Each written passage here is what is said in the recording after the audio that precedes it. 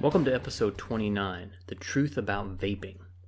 Before we get started, I want to ask you to do me a favor and share the show. If you are on Facebook or Twitter and a topic such as the Federal Reserve, the government shutdown, birthright citizenship, Fortnite, or vaping come up, please share the Truth Quest episode. If you are listening to this on the Apple Podcast app, please take a moment and scroll down on the podcast page and give it a 5-star rating. And if you're feeling generous, please consider supporting the show financially. All donations will be used to expand the reach of the show. See the show notes page at truthquest.podbean.com for the link to the patronage page. The easiest way to stay up to date on the podcast is to subscribe to it on iTunes or Google Play Music. It's also available on Stitcher, Spotify, Podbean, and now on YouTube. Finally, please join the conversation on Facebook at facebook.com/TruthQuestPodcast. I recently saw a John Stossel report on Reason TV that caught my attention. It was essentially a defense of the e-cigarette industry, a topic I had little or no interest in. Up until seeing that report, my general perception of e-cigarettes and vaping was negative. It wasn't based on anything tangible, just a compilation of whatever news coverage I had consumed up to that point. I'm not a smoker, no one in my family smokes. My only experience with e-cigarettes is through my college-age kids. With Stossel's gentle prodding, I read up on e-cigarettes and started seeing some recurring themes that have been often discussed on the Truth Quest podcast, namely unconstitutional federal government involvement in the free markets and media bias. I wondered why all the bad press and propaganda about vaping. I came across numerous government agencies about the evils of vaping, namely the Centers for Disease Control and the Food and Drug Administration, and even a former Surgeon General. I immediately grew suspicious, wondering if the cigarette industry, who was all but destroyed in America by these very same government messages over the last 2 decades, were behind the smear campaign. I even imagine a hypothetical conversation between Big Cigarette and Big Government. You know, Big Sig says to Big Gov, "Hey assholes, you almost killed our industry by suing the hell out of us for 50 years. Now we have to deal with this new competitor? Do something about it." So before we get any further, let's look at what e-cigarettes or vaping is, for those of you that are not familiar. In its simplest form, it is a nicotine delivery system without the smoke. Vapor is used to deliver the nicotine without inhaling smoke. No tobacco and no combustion. You've likely noticed vaping shops popping up over in your town. The two closest to my home advertise themselves as vape/tobacco shop, and the other is a vape/espresso bar. So let's talk about the federal government and the media. What's up with all the hysteria? As I weave through media reports, I noticed a pattern of usage of inconclusive words when describing studies about e-cigarettes and vaping. They use words like it's possible, may, might, seem to, it isn't entirely, can cause. Here's a sample of the phrases used from some of the articles I read. Quote, potentially dangerous levels of metals leaking from e-cigarette heating coils, end quote. Here's another one. Quote, devices generating aerosols with potentially unsafe levels of lead, chromium, magnesium, and or nickel. Here's another.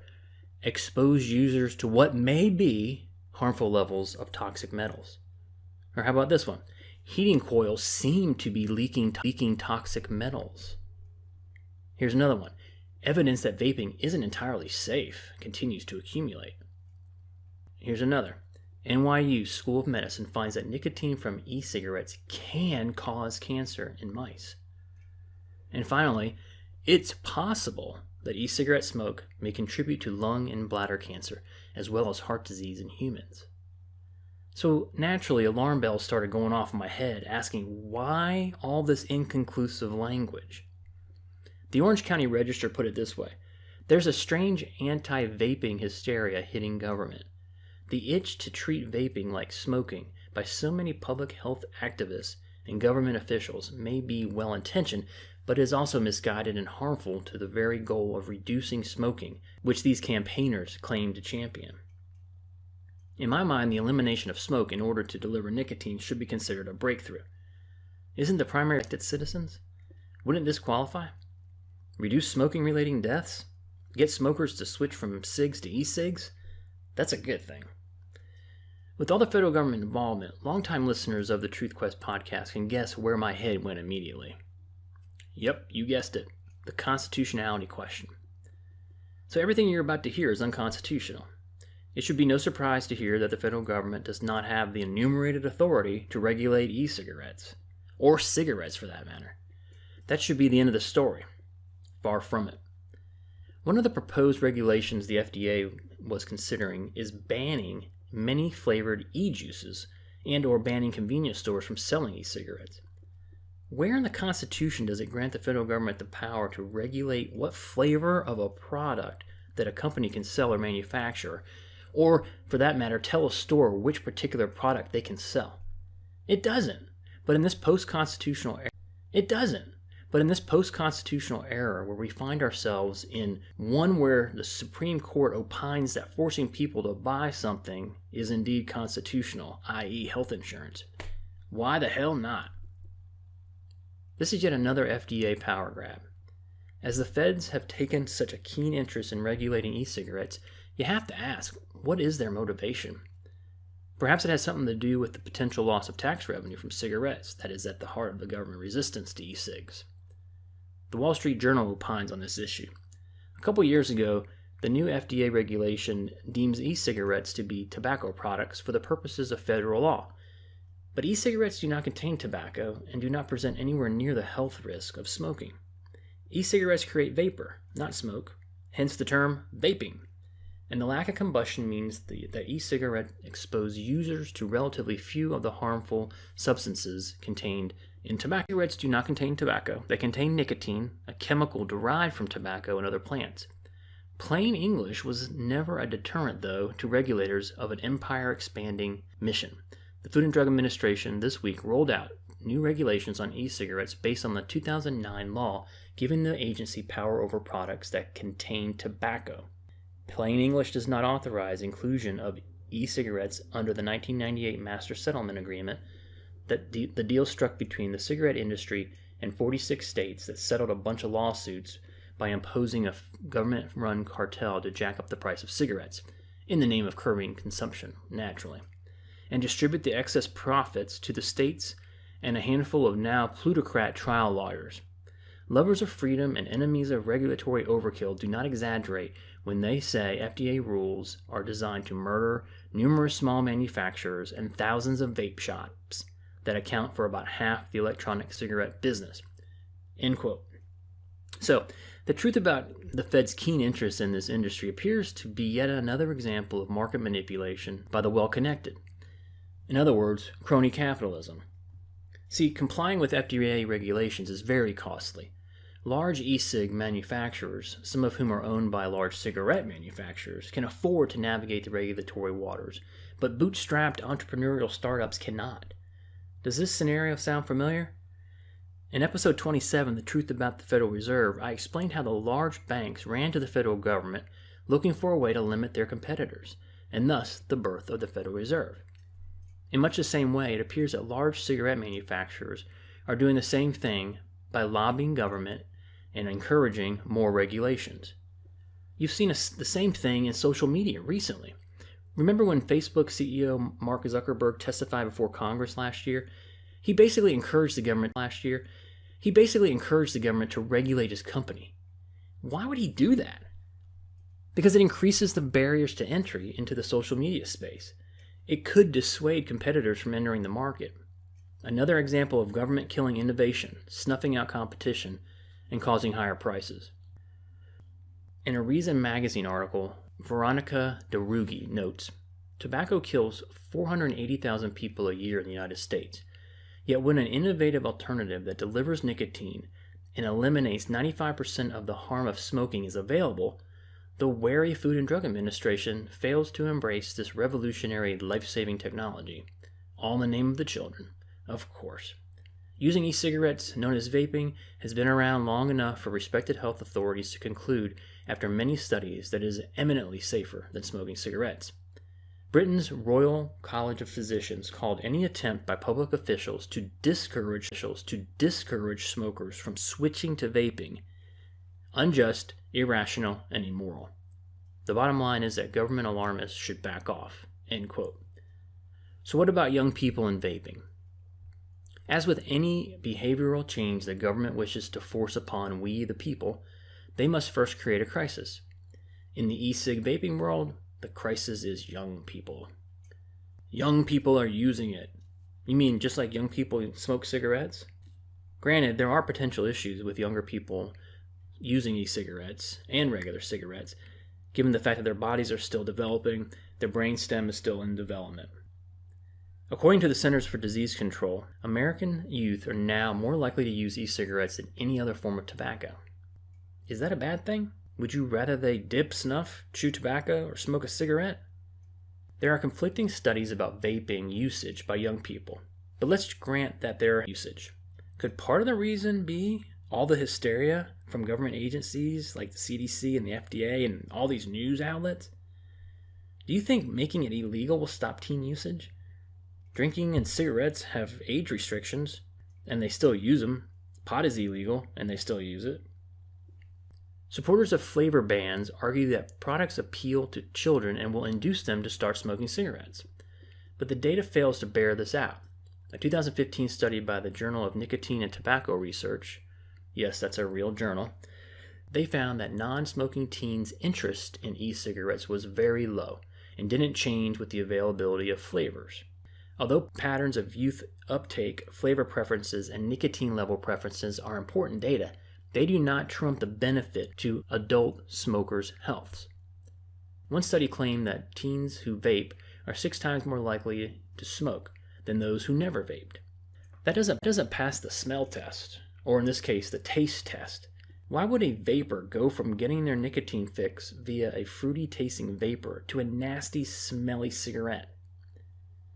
The bottom line is overheated worries about youth vaping are threatening to obscure the massive potential benefits to the nation's 38 million cigarette smokers. 2 million have already quit thanks to e-cigarettes. Vaping products are already the most widely used quit smoking tool.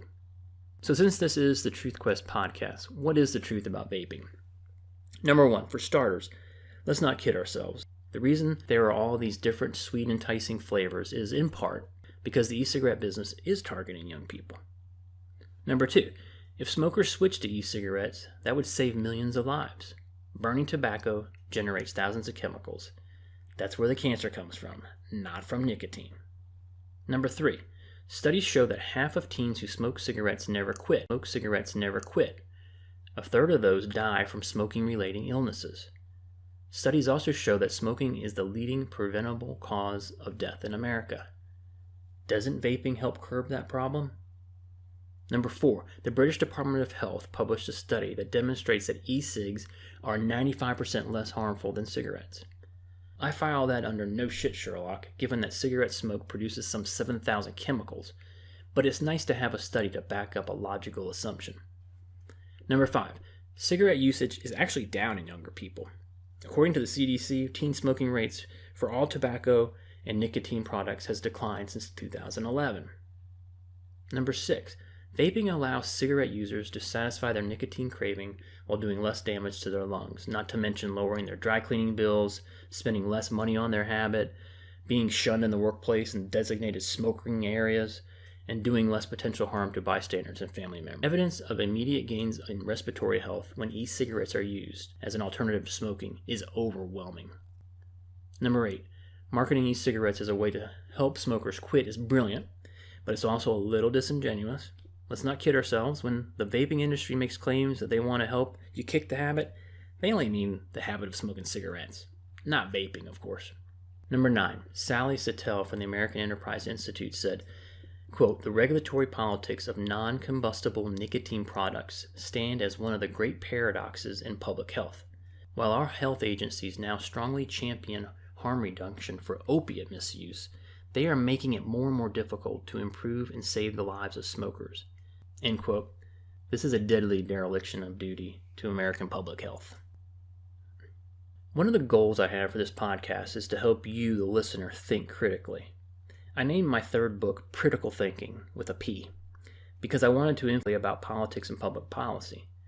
To a large extent, that campaign continues here on the podcast. So I try and relate past episodes with current topics of discussion to make the connection. There are some themes I hope to be reinforcing for those of you who are regular listeners. The truth about vaping is no different than many of the other topics discussed. As I see it, there are 4 lessons from this episode. First, think for yourself. Don't let news outlets, talking heads, politicians, your peers, parents, teachers, bosses, or even podcasters heavily influence how you process an argument. Their opinions or citations of facts are inputs for you to chew on and consider as you search for the truth. Think back to the beginning of this episode when I told you about my negative perception of vaping and e-cigarettes. If you had asked me why I felt that way back then, I would not have been able to give you one reason why it was such. That's speaking from a place of ignorance, a place we should avoid at all costs. Second, always consider the motivations of those making claims. Sometimes there is no motivation. That's often the case when you're dealing with your peers or coworkers or parents or friends. They just might be ill-informed or speaking from a place of ignorance. When it comes to politicians, talking heads, and media outlets, there is usually an agenda that is being pushed. Often you can follow the money and discover the motivations or where their loyalty lies. The anti-vaping campaign is no different. And third, always consider the secondary or unintentional consequences of a public policy decision. If the government successfully bans or limits e-cigarette usage, what are the likely results? Consider the ban in Europe of a product called snus. It's a smokeless tobacco product.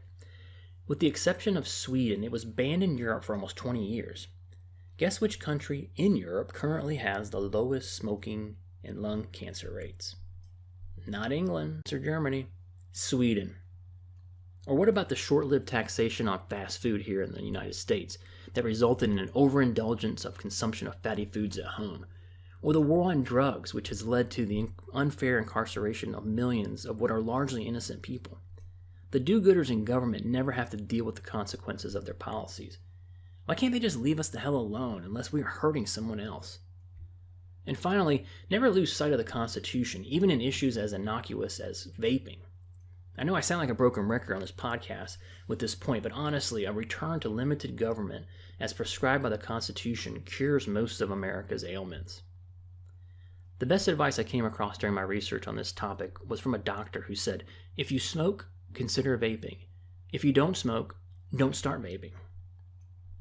For all intents and purposes, the question is whether lawmakers should seek to simultaneously discourage both tobacco use and vaping because they carry some risk, and perhaps because they are both considered vices, or should they welcome vaping since it leads to harm reduction as smokers shift to a dramatically safer way of consuming nicotine. Or a third option is to go away and mind their own business, as the Constitution prescribes.